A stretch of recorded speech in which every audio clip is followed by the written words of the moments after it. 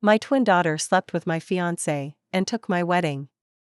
Do you know what it feels like to watch your whole life vanish, in white lace and lipstick that isn't yours? I remember the feeling of my heart fluttering the night before my wedding. I was 29 and madly in love.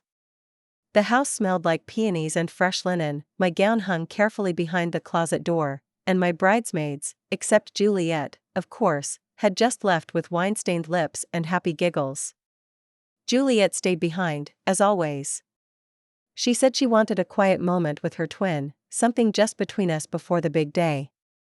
I was too sentimental to say no. After all, no one had known me like she did, at least, not until that night. She poured us champagne. I remember the bubbles tickling my throat. I remember her smile, oddly serene. She said, "To new beginnings," and clinked her glass against mine. The next thing I remember is the sound of a church bell. Not my alarm. Not my friends shaking me awake with laughter. No, a cold, distant bell tolling through my dream. When I opened my eyes, the room was bright, too bright. The kind of bright that doesn't belong to morning but to late afternoon. My phone was gone. The clock read 2:14 p.m. I sat bolt upright. My head spun like I'd been on a tilt-a-whirl. My gown was no longer hanging in the closet, it was crumpled in the corner like a forgotten napkin, streaked with something red. Lipstick? Wine? Blood? I couldn't think straight. I screamed for my mother. For Juliet.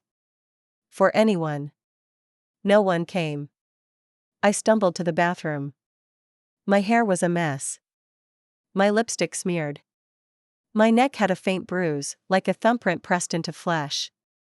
And in the mirror, I saw not one girl, but two. Me, and the woman behind my eyes who had seen something she wasn't supposed to. I threw on jeans, didn't even put on shoes, and ran. Down the hallway, out the house, into a cab. I told the driver one word, St. Agnes Chapel. He looked at me like I was nuts. You mean the wedding that started 2 hours ago? He asked. My blood froze. Yes, I said. Drive faster. When we got there, the music was still playing. Bells still chimed. Guests were mingling in the courtyard with champagne flutes. I ran, barefoot, hair wild, makeup smeared, and no one seemed to notice. Until I reached the door. The usher blocked me. Sorry, ma'am. Private ceremony. I'm the bride, I gasped. He looked at me for a beat too long, and then he smiled politely. That's funny. The bride's already at the altar. My hand shook as I shoved past him, stormed down the aisle, and stopped cold. There, standing under the arch of white roses, wearing my dress, my custom Vera one with the sapphire stitching only I had requested, was Juliet. She turned, eyes gleaming. Dane stood beside her, his hand in hers. And when he saw me, he didn't flinch. He didn't run. He didn't even look guilty. He just tilted his head and said to the crowd, "Someone, please help my sister. She's not well." I swear, the chapel spun. My own mother walked up to me, took me by the arm, and whispered, "Amelia, stop. You're ruining their day." I said nothing. I couldn't. My mouth was dry. My vision blurry. And as they escorted me out, like I was some deranged wedding crasher, I heard Juliet laugh. Light and innocent. The laugh she always used to get away with everything. They took everything. My dress. My man. My name. My memories. But they forgot one thing.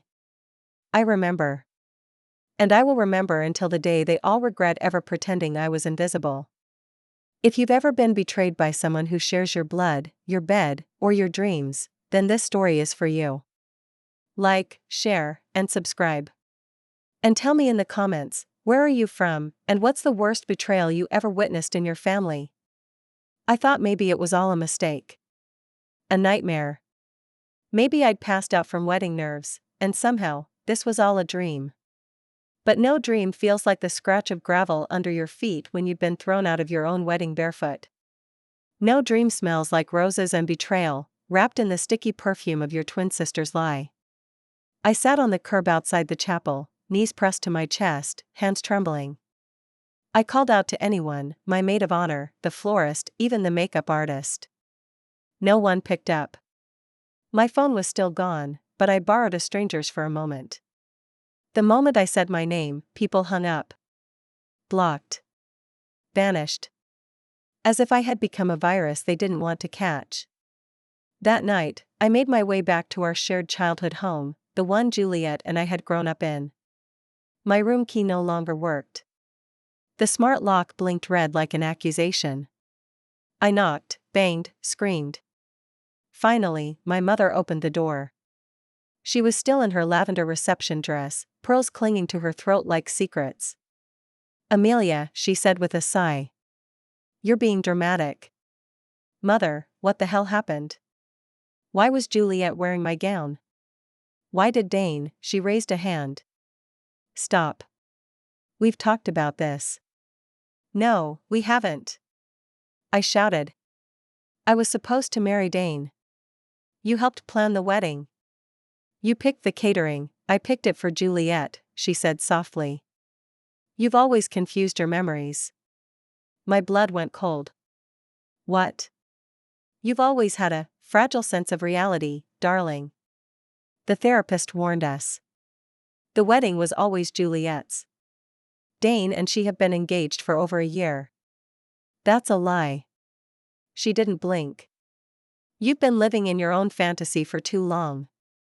I stood there, stunned.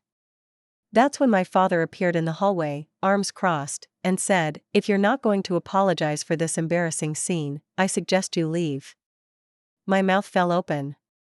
"Apologize? For showing up and shouting at your sister on her wedding day?" "Yes." I wanted to scream. Instead, I turned. Walked away slowly. Every step heavier than the last. Behind me, the door clicked shut. Locked. Sealed like a tomb. I ended up staying at a rundown motel near the highway. The air smelled like mildew and old cigarettes, but at least it didn't reek of lies. I didn't sleep. I sat up all night, staring at the ceiling, thinking back to every little detail. Dane's whispered promises. Juliet's long silences. The way my mother always looked at her with more pride than she ever gave me. I remembered something else. The champagne. Juliet poured it. Only mine tasted bitter. It had hit me all at once, like drowning in a glass. I hadn't just overslept. I had been drugged. I raced to the boutique where I had my gown custom made, hoping for proof, anything. But when I arrived, the clerk said, "Oh, are you Juliet Cross? You picked it up last week." "No. I'm Amelia Cross. I ordered it under my name." She blinked. "Sorry, hon, our records say Juliet paid for the final fittings." I pulled up a photo on my email of my original receipt, but when I logged in, everything was gone. My email account had been wiped. I stared at the empty inbox, my breath shallow. Deleted. Erased. As if I'd never existed. And then I realized what they'd done. They weren't just pretending I was crazy. They were rewriting me. That night, I snuck into the wedding reception being posted online. There were photos, hundreds. Juliet kissing Dane. Juliet laughing in the bridal suite. And then I saw it, a picture of the rehearsal dinner, dated 2 days ago. But in the photo, I wasn't in it. Juliet had taken my place in every frame. Except one. One photo. Barely visible in the background. A sliver of me standing by the window, champagne glass in hand, expression dazed, eyes half closed. Like a ghost no one wanted to see. And suddenly it hit me, I was never meant to be the bride in their story. I was always meant to be the ghost they buried alive. But they forgot something. Ghosts don't forget. And now, I was done mourning. I was going to haunt every single one of them. They say when people want you gone, they don't always kill you. Sometimes, they just rewrite your story until even you start to doubt you were ever the hero. That's what I was beginning to realize. They didn't need to bury me. They just needed to edit me out. I spent 3 days locked in that motel room with nothing but blackout curtains, caffeine pills, and the slow, skin-crawling realization that I was at war, and I was the only one who knew it. My bank card was declined. My accounts, frozen. My name was replaced on every wedding file. My LinkedIn was gone. My college transcript still existed, but under Juliet A. Cross. The middle initial was mine. Not hers. That's when the paranoia set in. I tried calling my best friend, Kelsey. We'd known each other since college. She had been my maid of honor. She hadn't shown up to the wedding. Not that I had a wedding anymore. I called her 3 times. No answer. On the 4th, she picked up. "Amelia?" she said, confused. "Wait, why are you calling from this number?" "Because they stole everything, Kels." "I need you to," she cut me off. "Look, I don't want to get involved. Juliet said you were going through one of your episodes again. I didn't know it would get this bad." "What episode?" "I've never had a single episode in my life," she showed me the paperwork. "Your chart. The diagnosis from Dr. Mendel." I nearly dropped the phone. Dr. Mendel was my old therapist from years ago, one I stopped seeing after a few grief sessions following our father's heart scare. "Juliet forged that," I hissed. "She planted those documents." Kelsey was quiet. "Kels, listen to me. Please. Think. You've known me for years. Have I ever been delusional? Ever?" Another pause. "No," she whispered. "Never." My breath caught. "But Amelia, it's all so convincing. And Dane, he swears you never dated." I felt my stomach twist. "You've seen us together 100 times." "I thought I did," she whispered. "But when Juliet showed me those videos." "What videos?" "On Juliet's phone. Her and Dane from the past 2 years. Vacations, date nights, birthdays." I didn't want to believe it, but I hung up. I couldn't breathe. Couldn't think. I curled up on the scratchy motel bed and felt my entire sense of identity splinter like glass beneath a tire. That's when the paranoia cracked into something else, clarity. Juliet hadn't just stolen Dane. She had prepared this theft for years. And somehow, Dane had helped. I thought back to the times Dane cancelled last-minute plans. The nights he didn't answer my texts. The trips he said he took for work. I'd believed it all. Because I trusted him. Because I loved him.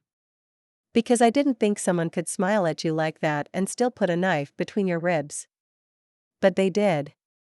Now, I had nothing. Except one old email backup I found on a USB buried deep in my suitcase. It was from 6 months ago. Dane had sent it. Attached was a property deed for the house we planned to move into after the wedding. It was under both our names. That's when the plan started forming. I wasn't going to scream anymore. I wasn't going to beg people to believe me. I was going to prove it. Quietly. Carefully. And when I did, I would take them down brick by brick. But first, I needed to find someone who still remembered the truth. Someone who hadn't picked a side yet. Someone who could help me hack into a past they tried to erase. And I knew exactly who. His name was Eli Garson, and he owed me a favor. A big one. I met Eli Garson in college. He was the kind of guy professors warned us about, sly, brilliant, always a little too curious. While the rest of us crammed for finals, Eli was building malware for fun, cracking Wi-Fi networks like they were crossword puzzles, and bragging he could erase his own student loans with 5 keystrokes. I helped him once, kept him from getting expelled after he hacked into the dean's inbox to change a grade for a girl he liked. In return, he said, "One day, you'll need a ghost. I'll be that ghost." Well, I needed him now. I tracked him down through a burner Reddit thread that linked to a digital security meetup in Queens. He was giving a talk under a fake name, Garsonil. Same smug grin. Same wild eyes. I waited until after his panel and followed him into the stairwell. He didn't even flinch when I said his name. Amelia Cross, he grinned. Well, well. Look who just fell off the internet. You know? He chuckled. Your digital obituary hit the dark web yesterday. Someone went to a hell of a lot of trouble to delete you. I had to check 6 different caches just to confirm you ever had a Gmail. I need help, I said. He leaned against the stair rail. Of course you do. You're a ghost now. I told him everything, in whispers, shaking hands, voice low and sharp. About Juliet. Dane. The forged photos. The wedding switch. The missing time. The stolen identity. I showed him what little I had left, an old backup drive with some emails, the one photo from the rehearsal dinner where my ghostly reflection lingered in the background, and the property deed with my name on it. He listened without interrupting, eyes scanning me like he was mapping a puzzle only he could solve. When I finished, he whistled.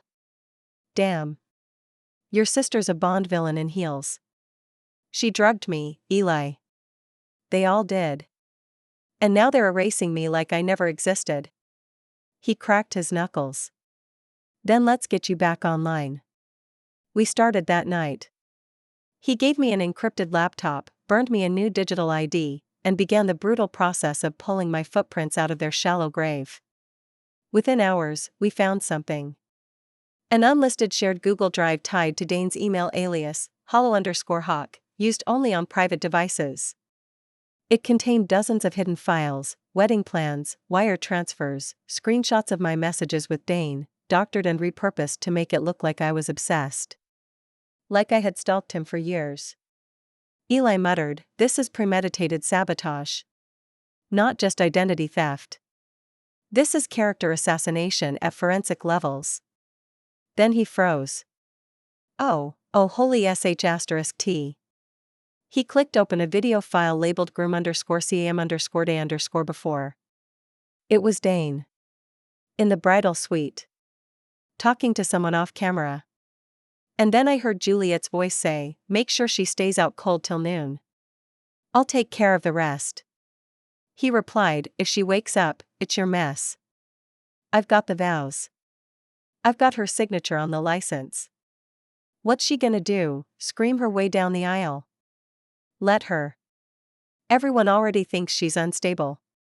Eli turned to me, eyes wide. This is your kill shot." I stared at the screen. My heart pounded in my throat like a drumbeat made of rage. All the denials.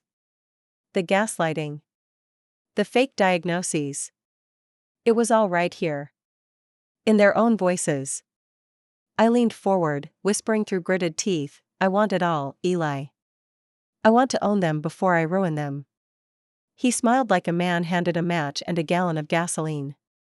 "Let's light them up, ghost girl." When you're declared crazy, you learn fast that truth means nothing without proof. I had the proof now, Juliet's voice, Dane's complicity, but proof is just a match. What I needed next was fuel. Money. Paper trails. Ownership. Eli and I set up shop in a short-term rental under a fake name. It was a cheap second-story apartment above a bakery. The smell of sourdough clung to the curtains. I didn't mind. It was better than the stench of betrayal that had followed me for weeks. We worked through the night, eyes bloodshot, brains buzzing with caffeine and vengeance. The first place we dug? The house Dane and I had planned to move into after the wedding. The property deed was in my name, and still was. Juliet had been living in it for the past 2 weeks, flashing it around as part of her wedding gift from our parents.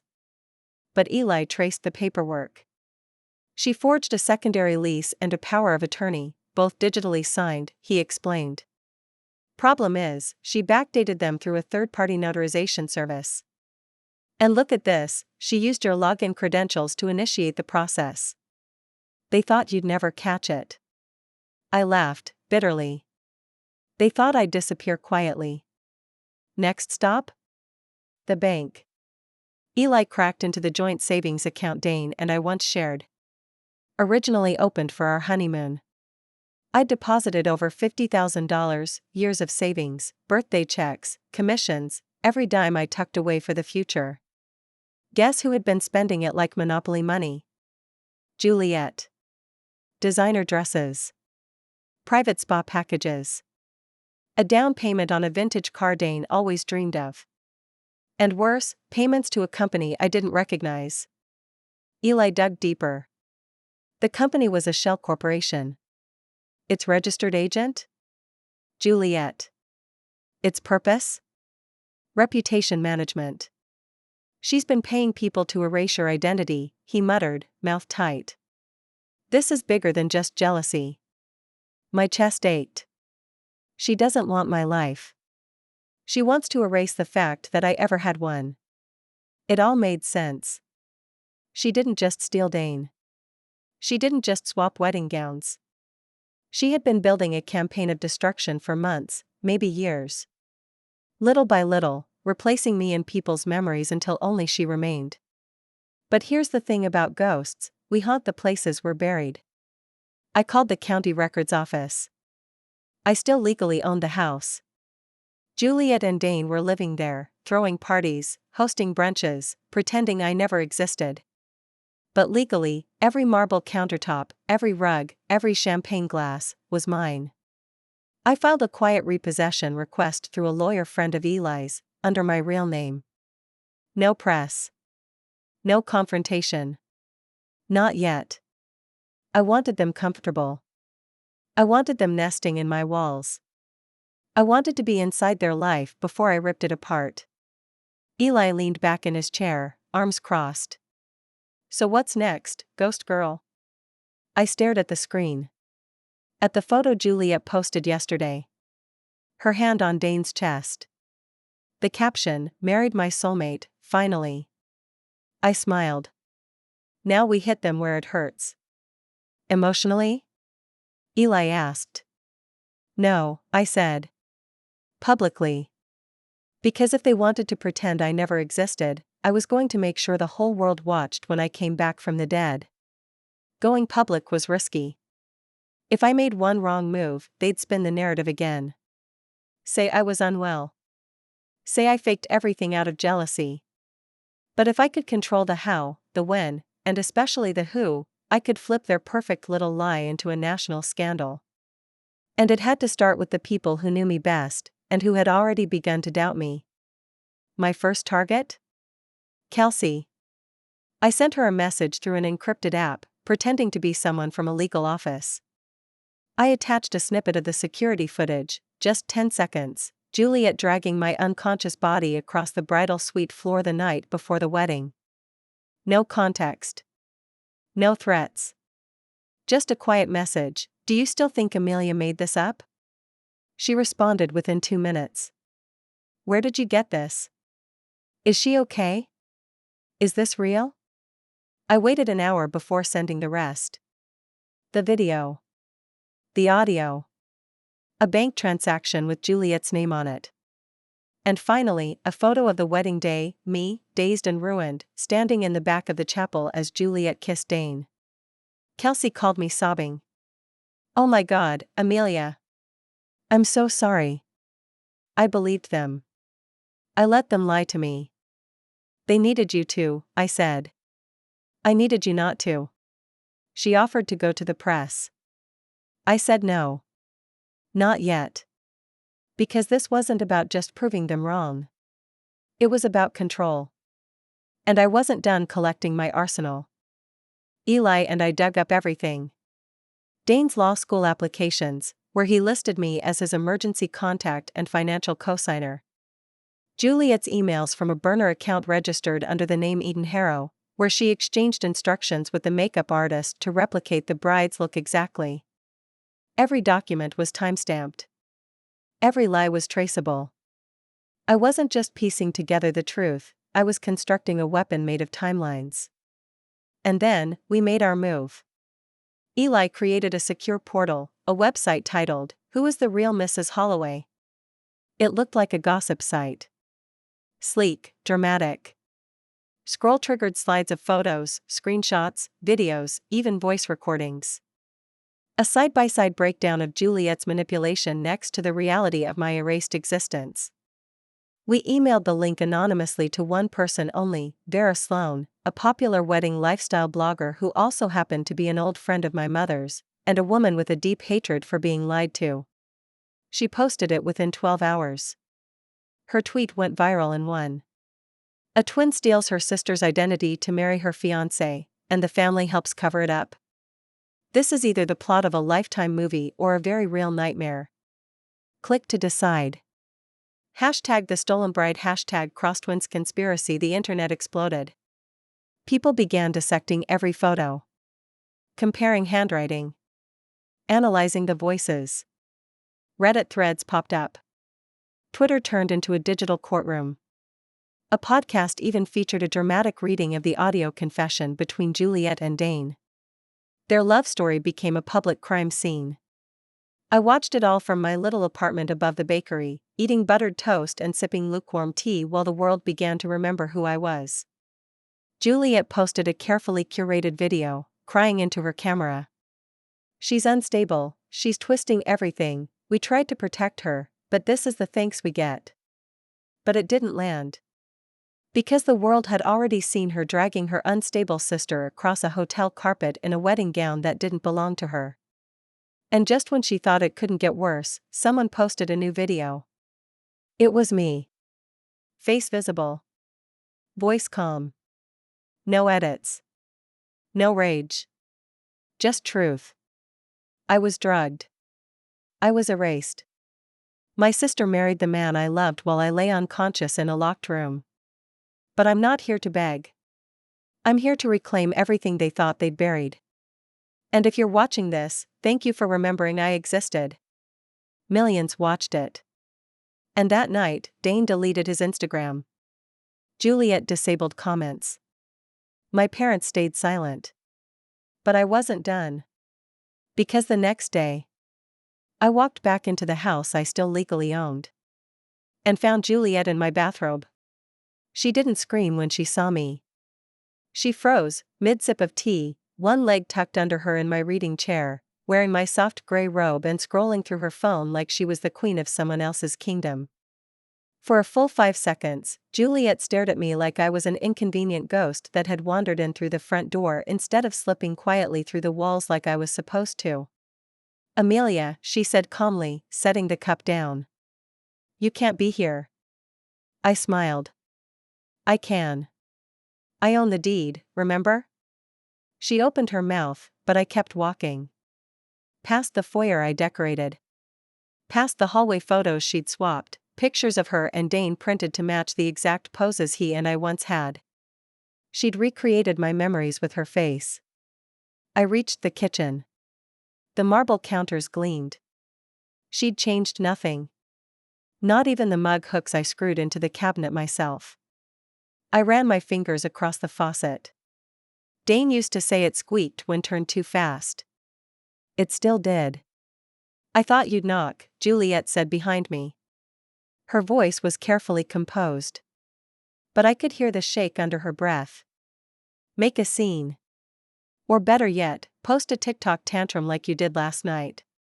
"Don't worry," I said. "This isn't the scene. This is the warning. You think this house is yours because your name's on a piece of paper," she said. "We both know that's not how families work. You're sick. You were always sick." I turned to her, eyes burning. "Then how do you explain the video of you drugging me? Dragging me across a floor like a sack of laundry?" She didn't flinch. She'd prepared for that question. Deepfakes are everywhere these days. You had motive. You were jealous. Obsessed. Dane told me how unstable you got after the engagement. I laughed. And yet you needed to erase me entirely to get him. She walked closer, eyes like daggers. You don't get it, do you? I didn't just steal your wedding. I saved Dane. He never loved you. He pitied you. He wanted me the whole time. I leaned in. Then why does he sleep in the guest room? She blinked. Yeah, I whispered. I talked to your housekeeper. He moved out of the master bedroom 2 days ago. Wonder why? Her mask cracked for half a second, jaw tightening, lips twitching. Then, slowly, she recomposed herself. Whatever you think you're doing, it won't last. The public forgets. People move on. And in the end, you'll still be alone. No, I said, stepping past her. In the end, I'll still be me. You will be nothing but the woman who tried to become someone else and failed. She followed me down the hallway as I walked. You don't get to come back and pretend you still belong. This is my home, I said. And I'm not pretending. I'm rebuilding. I won, she spat suddenly. You can't undo it. He married me. I turned and looked her straight in the eyes. Did he? Did he really? She stilled. Because Eli had found something even deeper than digital forgery, a glitch in the marriage license registration. Because Juliet had forged my signature on a document that was already logged under my legal name, the system had flagged it internally for conflict. Which meant their marriage was never legally recorded. They weren't husband and wife. They were roommates in a castle built on a lie. I reached into my coat and dropped an envelope on the table. What's that? She asked. An eviction notice, I said softly. Effective immediately. You wouldn't. You drugged me and married my fiancé, Juliet. I'd set fire to this house with you in it and sleep like a baby. I walked out as she stood shaking. But I didn't slam the door. No. I closed it gently. Because I wanted her to sit in the silence. In the fear. In the knowledge that I wasn't coming for revenge anymore. I was already in it. And the next time she saw me? Would be the day I took her crown off her head and showed the world it was made of ash. You'd think after throwing your twin out of your house with a legal eviction notice, you'd feel victorious. Like you'd reached the summit, planted your flag, screamed from the peak. But that night, I didn't celebrate. I didn't drink champagne or dance barefoot in the kitchen like I used to when Dane brought home flowers just because. No. I sat in the quiet, lights off, staring at the ceiling fan spinning slow like the hands of a broken clock. Because it wasn't over. Juliet wasn't the kind of monster you slay once. She was the kind that regenerated. That fed off attention. That manipulated memory until even the truth began to forget itself. And now, she had nothing left to lose. That made her dangerous. The very next morning, Eli called me in a panic. You need to see this, he said. Right now. He sent a video link. Juliet. Sitting in a sterile, too-white room, eyes glassy, voice low. My sister, she's sick. I know everyone thinks I did something wrong, but she's unstable. She's been in and out of treatment for years. She tried to kill herself in college. She's obsessed with destroying my life. Please, stop encouraging her delusions. The comments were already full of sympathy. She looks so broken. She's the real victim here. Twins can be so toxic. I gripped the phone so hard it hurt. How did she know to strike this fast? She's got a PR team. Remember that shell company? They're good. They were just waiting for your next move. Can we prove she's lying? Eli's voice lowered. Yes. But not through the internet. And that's when it hit me. We needed to pull her into the light, in person. On a stage she couldn't control. So I called a talk show. Not just any show, the June Raleigh Hour. Daytime, syndicated, watched by millions. June was known for one thing, tearing fake victims apart on live television. She hated frauds. And I had the receipts to make her salivate. When I reached her producer and laid out the evidence, video files, timelines, forged documents, they didn't just believe me. They booked me. And Juliet? Tried to beat me to it. The next day, a promo hit social media: twins torn apart, the real Mrs. Holloway? A sister's betrayal, or a mental breakdown? Both of us.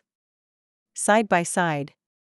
Black and white portraits, the caption splitting our faces like a mirror cracked straight down the middle. I didn't sleep that night. The next morning, I sat in a makeup chair backstage, watching Juliet through a screen as she preened and practiced her fake tears in her green room. Eli stood beside me, hand on my shoulder. "You ready?" "No," I whispered. "But that doesn't matter anymore." June welcomed us on set like a lion circling meat. Juliet launched into her monologue about trauma, grief, poor Dane being caught in the middle. The audience gave polite nods. Some sniffled. Then it was my turn. I didn't speak first. I played the footage.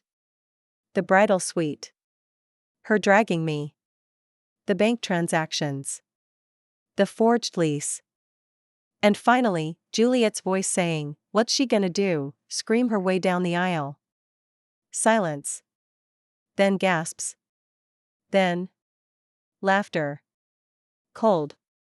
Sharp. Cutting through Juliet's composure like a guillotine. June leaned forward. "Would you like to explain that, Juliet?" My sister paled. Her lips trembled. "It's not what it looks like, it's exactly what it looks like," I said. "You stole my wedding, my name, my home. But what you'll never steal, what you'll never fake, is the truth." Juliet stood. "I'm done." June stood too. "You're right. So is your career." "Security?" As they escorted Juliet out, June turned to the audience. "Some women fight for attention. Others fight for justice. Let's hear it for the real bride." The crowd roared. And for the first time in weeks, I smiled without fear. Because Juliet wasn't just losing her throne.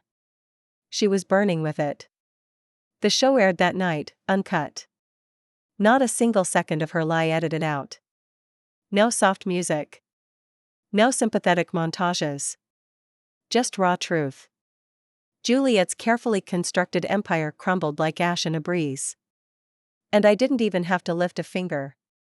The world did it for me. The comments were brutal. She dragged her own sister to steal a wedding? Monster. You can't fake that kind of cruelty.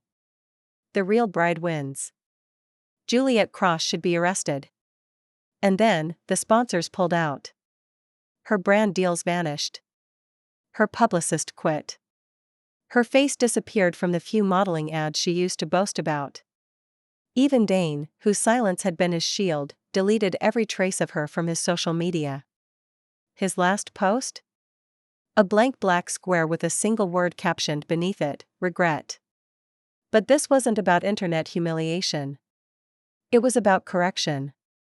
Because every lie she had printed, every shadow she had painted over my name, it had been reversed in a single, blinding moment of clarity. And now, as the dust began to settle, I returned to the life she tried to steal. But it didn't feel like home. The house was mine, yes. The rooms were familiar. The furniture, the smell of eucalyptus candles I used to light every Sunday. But something had shifted. This place no longer held comfort, it held memory. And memories, I was learning, were dangerous things when left to rot in silence. I called Eli. "Let's meet." We sat on the back porch of the house, my house, watching the wind rattle the trees like they were whispering secrets. He handed me an envelope. "What's this?" I asked. "Dane's confession." I raised an eyebrow. "Anonymous email tip line at the firm he works at," he said, grinning. Turns out his conscience kicked in after being eviscerated on national TV. He wrote out everything. The affair. The plan. The wedding switch. Even the forged psych documents. I opened the letter and scanned it. It was handwritten. Shaky. Pages long. He confessed to helping Juliet gaslight me, to signing papers in my name, to knowing, deep down, that I was the real bride and he was too much of a coward to stop it. Why now? I asked. Guilt, Eli said. And job pressure. His firm's already being investigated for fraud. The last thing he needs is a criminal charge over identity theft and conspiracy. I stared at the paper. A part of me wanted to rip it up. Another part wanted to frame it. But what I really wanted was to read it aloud to my parents. So that's exactly what I did. I arrived at their estate unannounced. My mother opened the door, face carefully blank. I don't want to fight, I said. I just want you to listen. She let me in. My father sat in the same stiff-backed armchair where he'd once told me I needed help for ruining Juliet's big day. I handed him Dane's confession. I watched their faces as they read the words, their expressions slowly morphing from skepticism to horror to shame. I don't expect you to apologize, I said. I just wanted you to know the truth you were too proud to see. We didn't know, my mother whispered, lip trembling. Yes, you did, I said softly. You just chose the daughter who made you look better in public. The one who could lie with a smile. The one who never made you uncomfortable. They had no words. I walked out and didn't look back. Outside, the air was cold but freeing. Juliet's name was no longer in headlines. She'd gone silent, probably hiding out somewhere, licking her wounds and rewriting history in her head again. But it didn't matter. Because now, I controlled the narrative.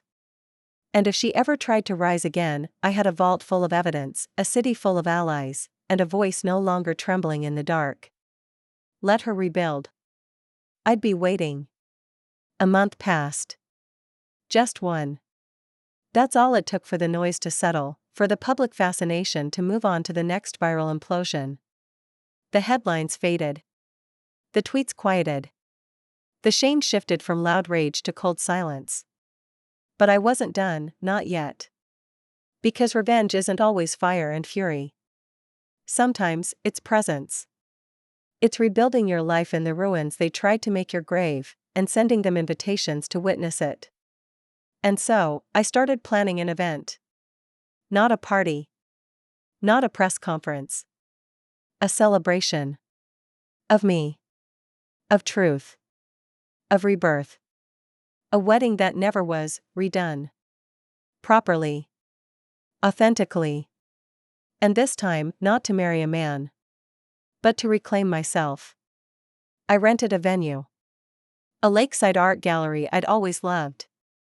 I invited everyone who mattered, old friends who had doubted me and come back, colleagues who thought I'd vanished, even Kelsey, who now texted me every day with guilt and coffee memes. I called it the Reclamation Gala. And yes, I mailed an invitation to Juliet. White envelope. Gold lettering. No return address. To Juliet Cross, you're cordially invited to witness what wholeness looks like. Formal attire. No masks allowed. Eli asked if I was sure. I want her to see it, I said. I want her to stand in the corner and realize I don't need to destroy her to win. I just need to exist, louder than her lies ever did. The night of the gala arrived with a soft breeze and a full moon hanging low over the lake. I wore white, not a wedding gown, but something close. Flowing, silk, sleeveless, elegant. Not a bride. Not a victim. Just me, reborn. The gallery buzzed with laughter and music. People I hadn't seen in years hugged me with tentative warmth, apologizing, confessing, thanking. Some cried. Some stared, still unsure how to process the walking miracle before them, the girl who'd been declared unstable and instead became unstoppable. And then I saw her. Across the room, standing near a sculpture made of broken glass, how fitting, Juliet. She wore black. Always the dramatist. Her makeup perfect, her hair slicked back like armor. But her eyes? Wild. Searching. She wasn't smiling. Not even pretending. I walked to her. She didn't speak first. Why are you here? I asked. She glanced around. To see if you'd really do it. Do what? Become me. I blinked. Then smiled. I didn't become you, Juliet. I surpassed you. She swallowed. Her voice cracked just enough to betray the ice in her veins. Everyone hates me now. I can't go anywhere. I didn't do that, I said. You did. With every lie. Every step you took in my shoes. I thought I was better than you, she whispered. I leaned in. You were always louder. Never better. She shook her head. What do you want, Amelia? To humiliate me? Finish me off? I took a deep breath and whispered the words that truly hurt. No, Juliet. I forgive you. She flinched.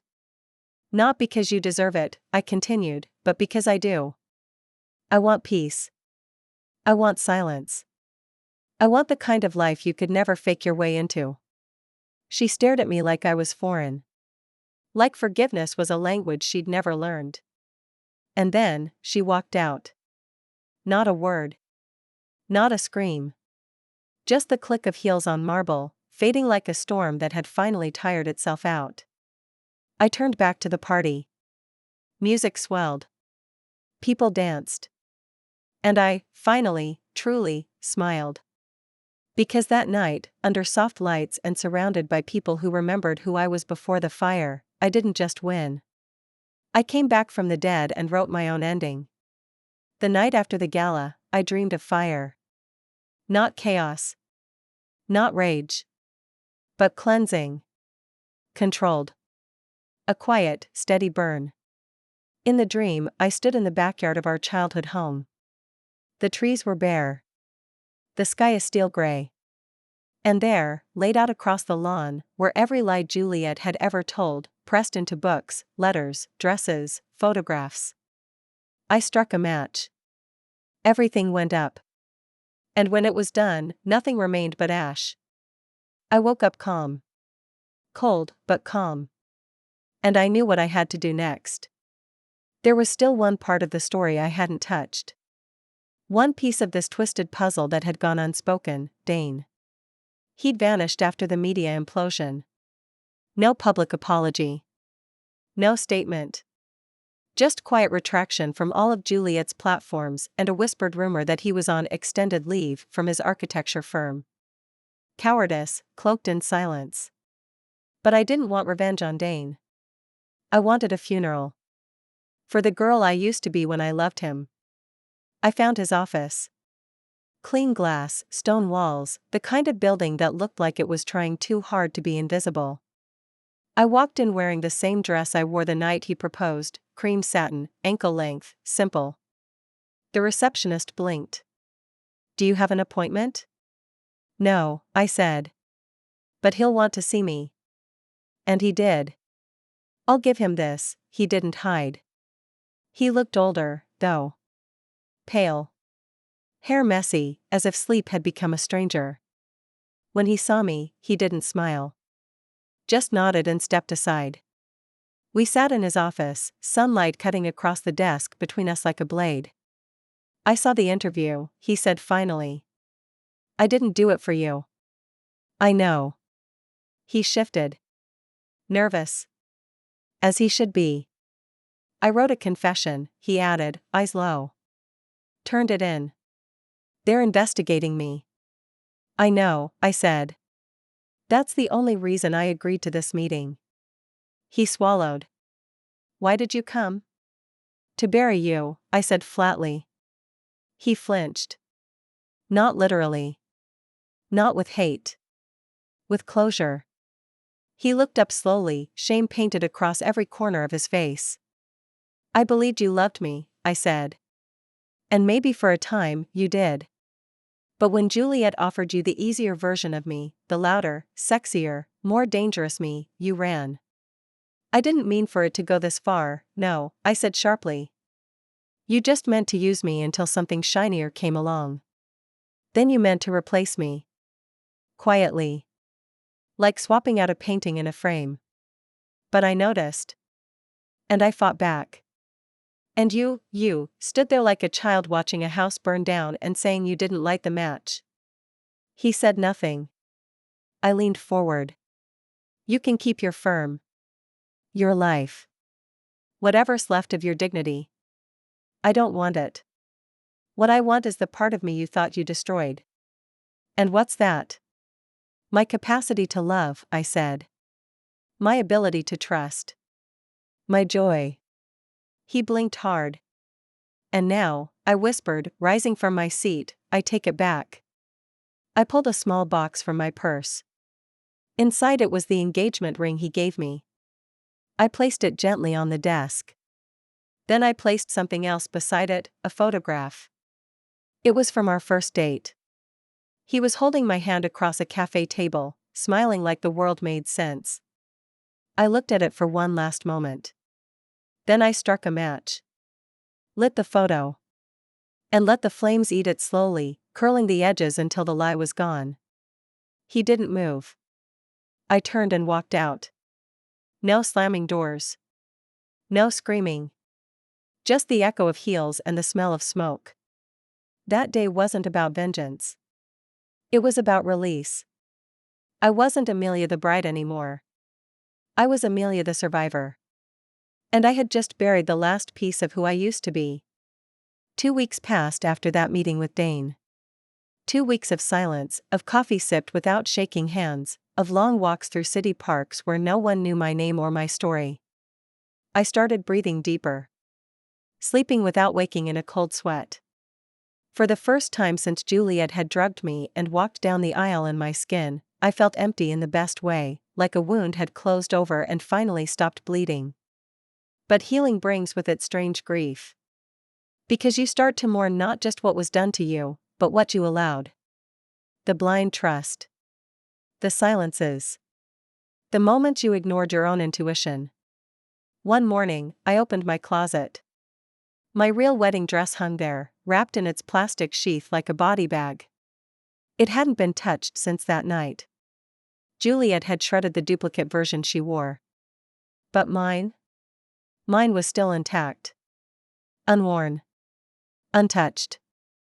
Unseen by anyone but me. It was beautiful. And cursed. I pulled it out and laid it across my bed. The lace shimmered in the morning sun. I remembered standing in front of the mirror at the boutique, the tailor whispering, "It's like it was made for your soul." I'd believed her. Now it looked like a lie sewn in silk. So I folded it. Carefully. Lovingly. And drove to the river. The Hudson was cold that morning. Gray and slow, the water thick with silt and old secrets. I walked to the edge where the rocks turned slick and stepped carefully down until I stood at the bank. I unwrapped the dress. My hands didn't tremble. I kissed the fabric once. And then I let it slip from my fingers. The current caught it gently. Carried it away like a whisper. It floated for a few seconds, haunting, pale, spectral, and then it sank. Not dragged. Not forced. Just gone. I stood there for a long time. It wasn't anger. It wasn't sadness. It was freedom. I turned and saw someone standing at the top of the hill. Kelsey. She raised her hand, uncertain. I waved back. She approached slowly, cautiously, as if I might vanish. "You okay?" she asked. I nodded. "Yeah. I just buried a ghost." She looked past me at the water. "That was the dress, wasn't it?" "Yep." She didn't ask why. Instead, she sat beside me on the rocks and said, "You know, I still dream about her sometimes." Juliet. What she did. How easily I believed her. I looked at her. "You believed what you were shown." I should have known better. I shrugged. We all should have.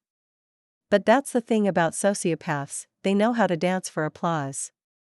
She gave a weak laugh. "So, what now? What happens to you?" I looked at the water again. "I live. Fully. Loudly. Honestly. I built something that doesn't need to be stolen to matter. She nodded. And Juliet? I smiled without malice. She'll fade. Eventually. Her lies are loud, but truth echoes longer. Kelsey didn't press. She just took my hand. And for the first time in a long, long time, I let someone hold it. Not because I needed saving, but because I had saved myself. The day I returned to the house for good, it was raining. Not a dramatic thunderstorm, just a slow, steady drizzle that made the windows weep and the air smell like wet stone and new beginnings. The locks had been changed. The security system reprogrammed. Every trace of Juliet, her makeup trays, her monogrammed robes, her framed photos, had already been boxed and removed by movers I hired under a pseudonym. She never came to claim them. That told me everything I needed to know. She wasn't trying to win anymore. She was trying to vanish. But even ghosts leave fingerprints. As I wandered through each room, I took in the pieces of myself that had been overwritten. The bookcases now held my favorite novels again. The kitchen, no longer reeking of her lavender oil but of basil and lemon, like when I used to cook Sunday meals with Dane, before he became a shadow in someone else's story. I opened a drawer in the hallway and found a small notebook tucked under a stack of unused guest cards.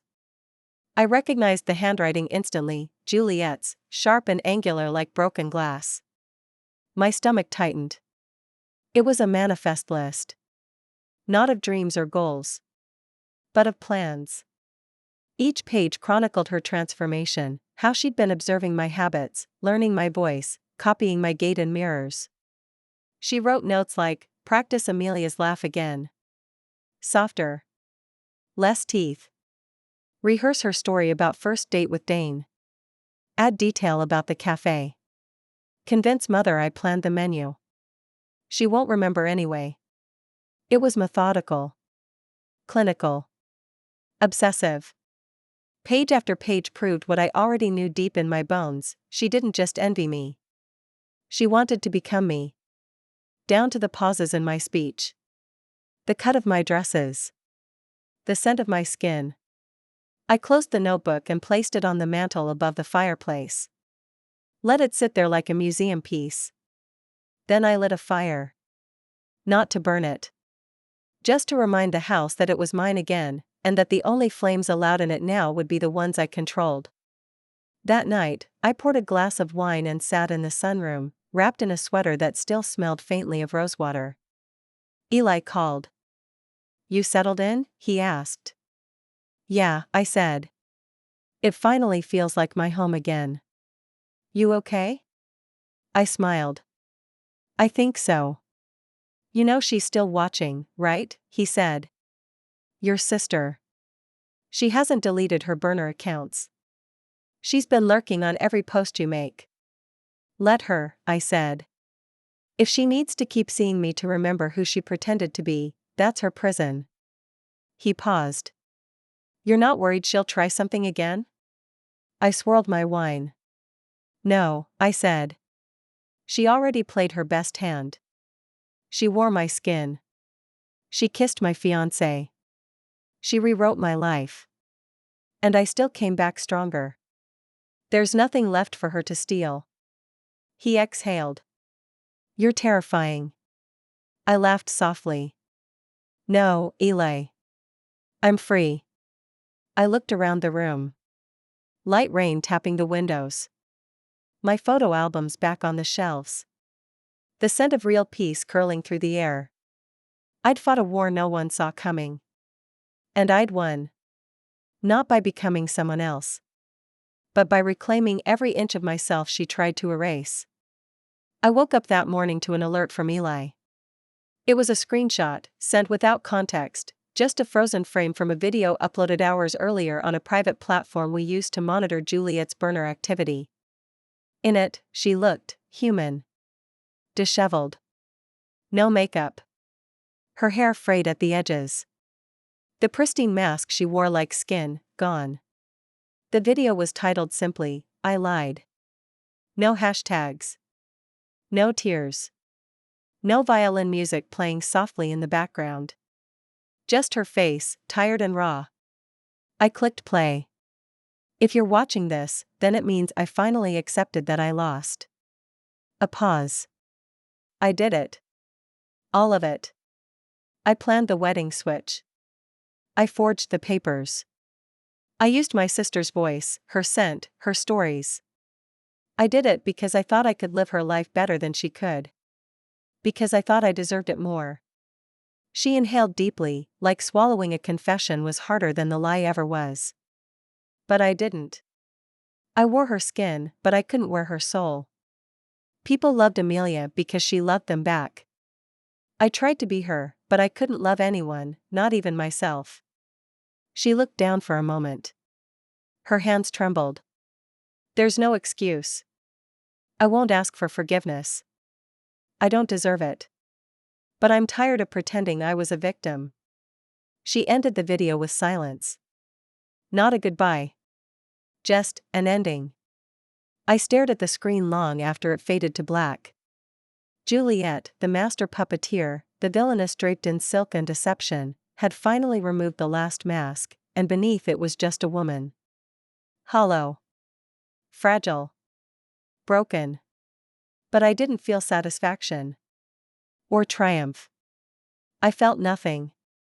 Because when someone spends their whole life destroying others to feel alive, the moment they collapse isn't a victory, it's a tragedy.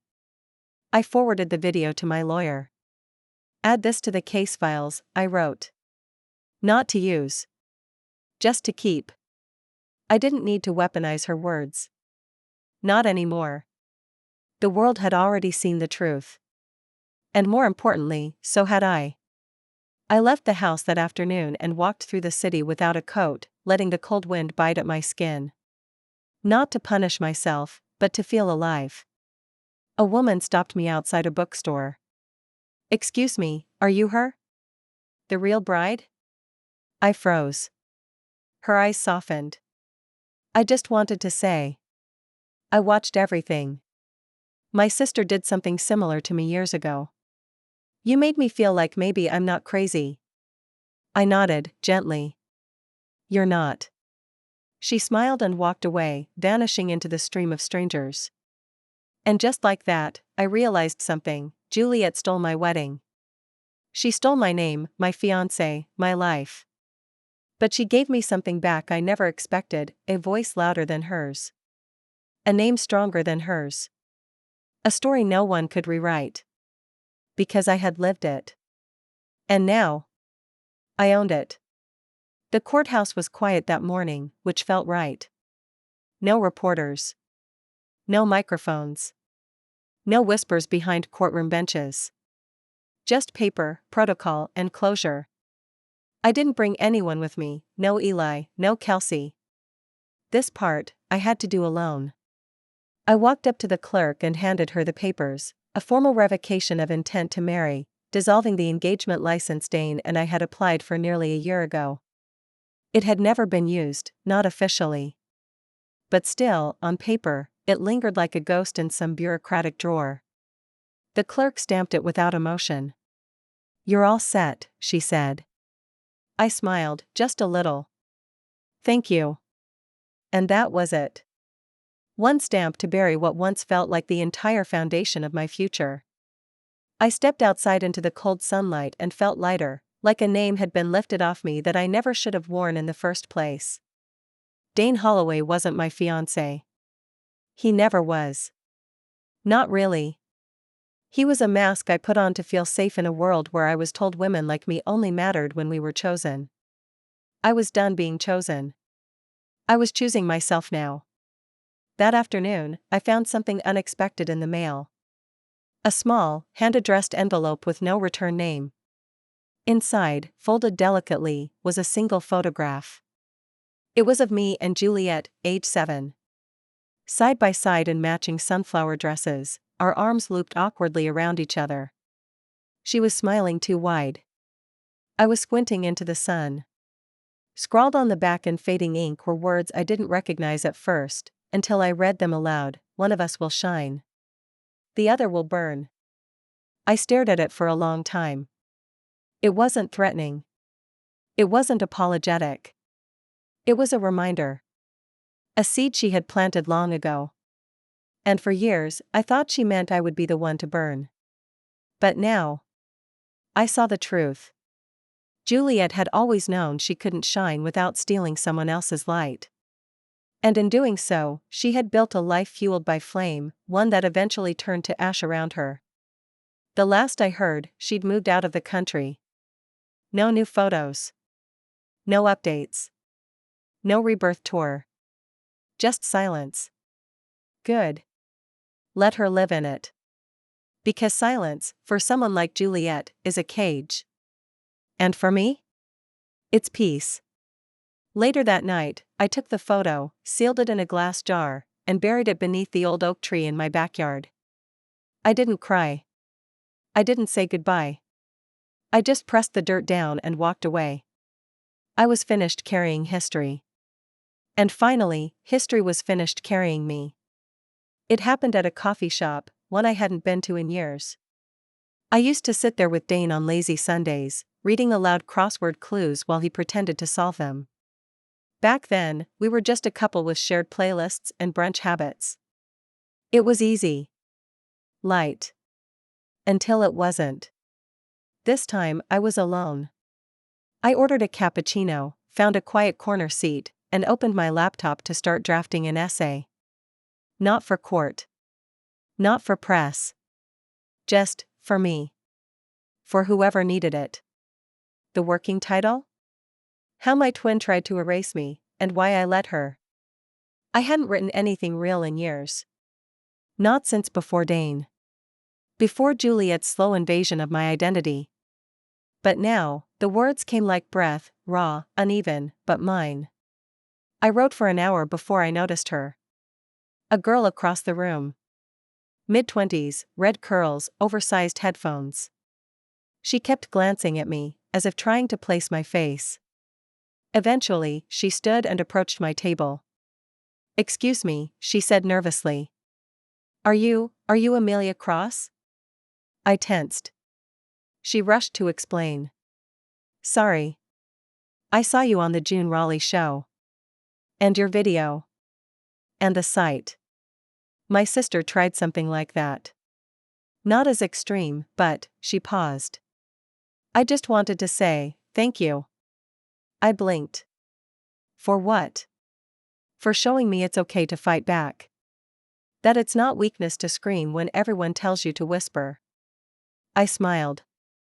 "You screamed?" She nodded, teary-eyed. "And they finally heard me." I stood and hugged her. No words. No performance. Just two women, two strangers, bound by betrayal and the bitter gift of surviving it. After she left, I sat back down and stared at the blinking cursor on my screen. My story was no longer just mine. It was becoming echo. And with each echo, the memory of what Juliet tried to do faded, not because I forgot, but because I transformed it. Into art. Into voice. Into armor. That evening, Eli called. "You've got offers," he said. 3 book agents. 2 production companies. 1 podcast network. I laughed. Of course I do. Nothing sells like family trauma with a twist. People are rooting for you, he added. Not just watching. Rooting. That made me pause. Because for so long, I fought alone. In the shadows. In the motel rooms and silent screams behind locked doors. But now, the world was on my side. And more importantly, so was I. I hung up and looked at my reflection in the shop window. Not Juliet. Not the bride. Not the victim. Just me. Amelia Cross. And for the first time in years, I liked the woman staring back. Juliet used to say I was boring. Not cruel. Just safe. The kind of woman who read mystery novels in bed and said thank you to waiters twice. Who planned birthday parties with spreadsheets and kept a backup umbrella in her purse. Who wasn't spontaneous or dangerous or, her favorite word, intoxicating. That was her justification, I think. For everything she did. Why she slept with Dane. Why she stole my wedding. Why she crafted an entire persona out of my pieces. Because in her mind, she was rescuing him from monotony. But here's the thing, you can't build a life out of sparks alone. Eventually, you need warmth. A steady flame. And Juliet was all fire and no hearth.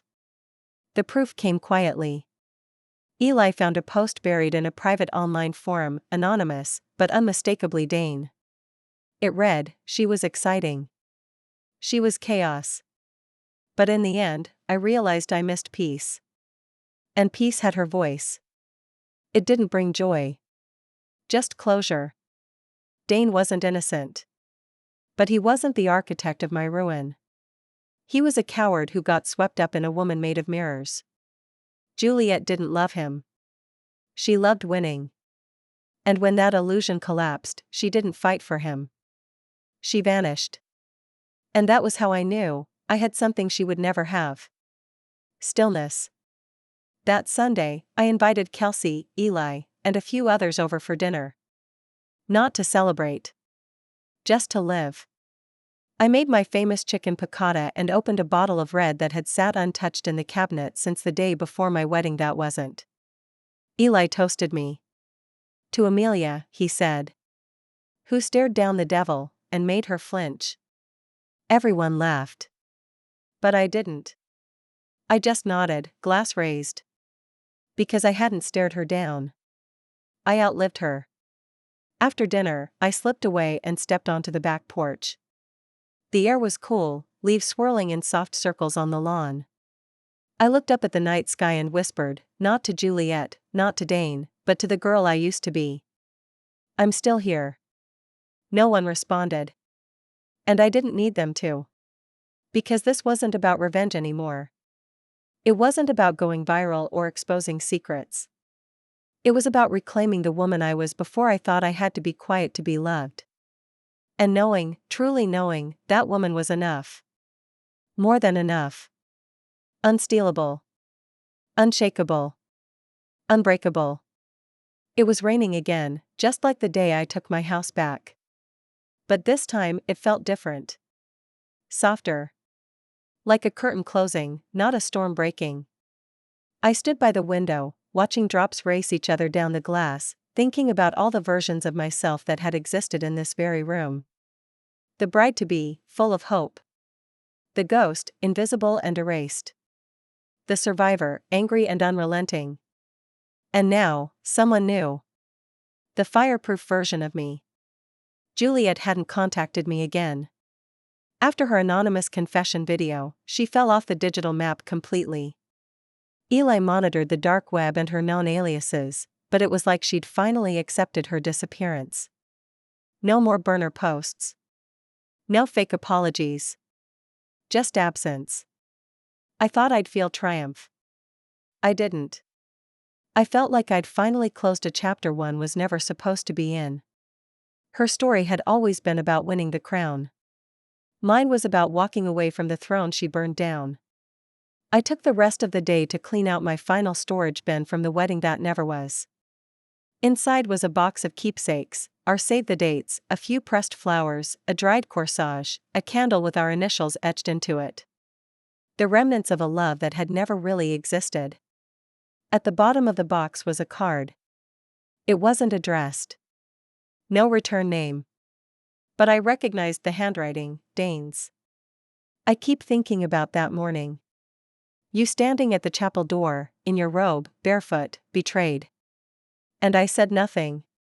I let them carry you away because it was easier than explaining the truth. I will regret that until my last breath. I don't deserve forgiveness. But if silence is a sentence, I will serve it. I read the card twice. Then, without ceremony, I dropped it into the fireplace and lit a match. I didn't need his guilt. His shame. His quiet, delayed apology.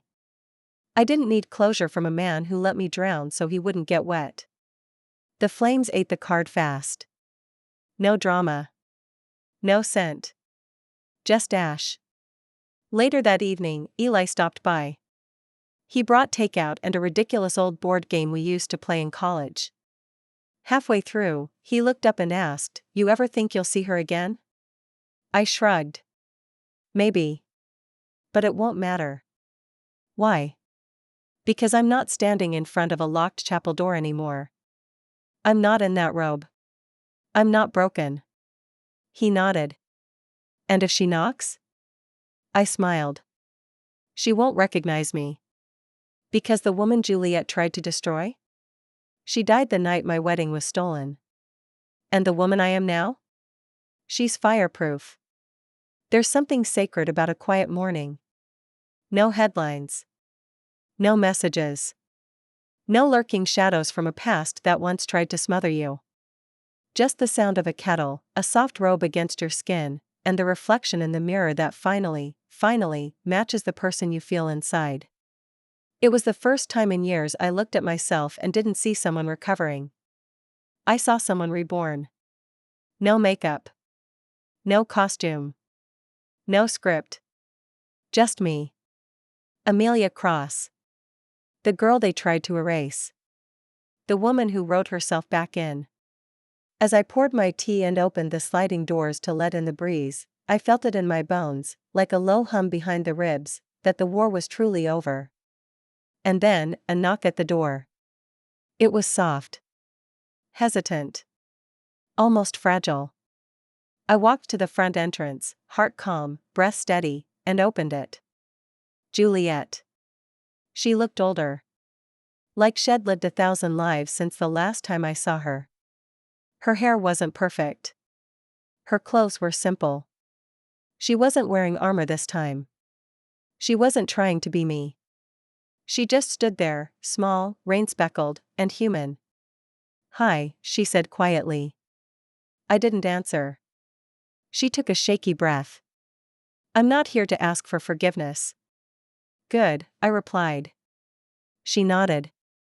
I don't know what I'm doing. I've never not performed before. I don't know how to exist without pretending." Silence. She glanced past me at the house, the very house she once claimed with a smile and a lie. "It feels different now."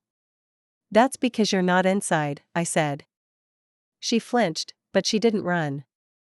"I ruined you," she whispered. "And you still became something better." I didn't argue. I didn't comfort. I simply stepped aside and handed her a small envelope.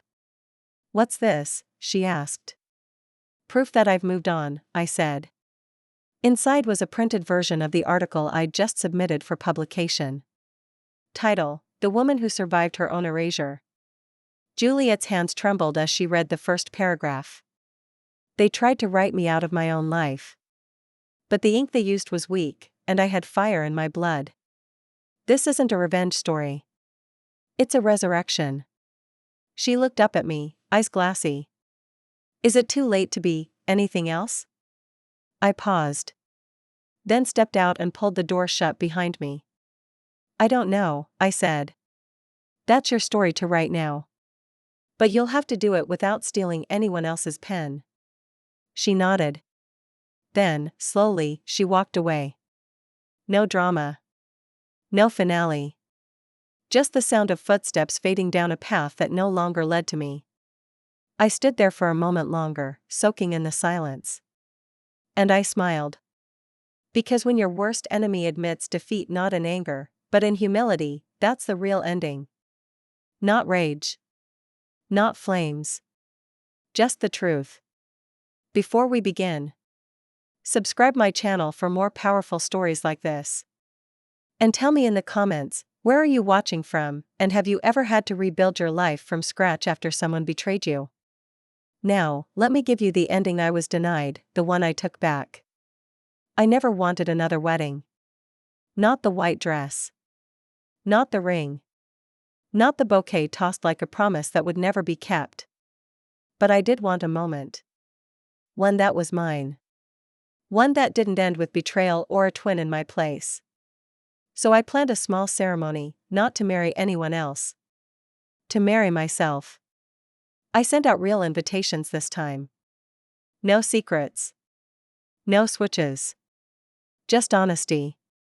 The card read, "You are cordially invited to witness the wedding that was never allowed to happen, because the bride finally remembered she was whole all along." The ceremony was held at the same chapel where Juliet had walked down the aisle in my stolen gown. But this time, I opened the doors myself. I walked alone. No music. No audience gasping in horror. No groom at the altar. Just me, wearing a midnight blue dress stitched with tiny white threads that shimmered like stars. I stood at the front, faced the crowd of friends, strangers who became family, and the pieces of me I thought I'd lost. And I said vows. To myself. I promised to believe my voice, even when others tried to silence it. I promised to love the woman I'd become even when the world says she's too much, too loud, too broken. And I promise, never again will I shrink myself to fit inside someone else's fantasy. The applause that followed wasn't thunderous. It was soft. Steady. Real. Later that evening, we danced.